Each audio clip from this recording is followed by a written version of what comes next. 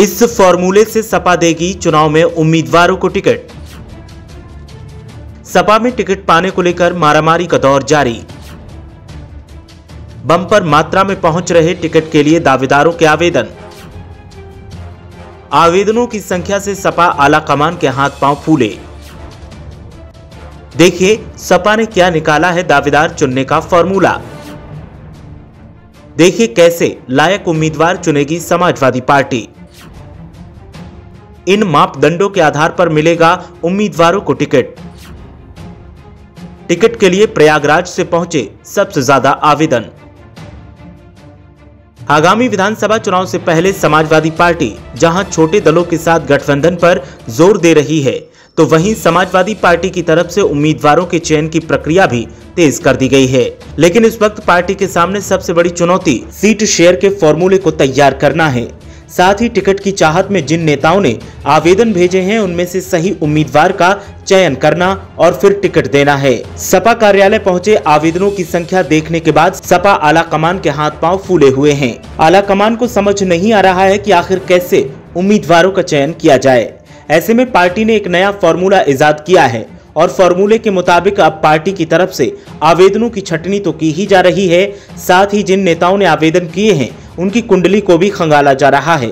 ऐसे में आवेदनकर्ताओं के माथे पर भी चिंता की लकीरें हैं और हड़कंप भी मचा हुआ है कि अगर उनके आवेदन में या कुंडली में कोई कमी निकली तो फिर टिकट की दावेदारी पर खतरा मंडरा सकता है। सबसे ज्यादा हालात विस्फोटक जो दिख रहे हैं वो संगम नगरी प्रयागराज में हैं, क्योंकि यहाँ की कई ऐसी विधानसभा सीटें हैं जहां से दावेदारों ने बम्पर मात्रा में आवेदन किए हैं और उनमें से लायक उम्मीदवारों को चुनने के लिए पार्टी आला कमान को अब माथापच्ची करनी पड़ रही है। पार्टी आला कमान भी अब सहारा अपने सूत्रों का ले रहा है और कुंडली खंगालने के वक्त जिसके बारे में जैसा इतिहास निकलकर सामने आएगा उसकी उम्मीदवारी पर उसी तरह से विचार किया जाएगा। प्रयागराज जिले में 3 विधानसभा सीटों पर 23 नेताओं ने दावेदारी ठोकी है।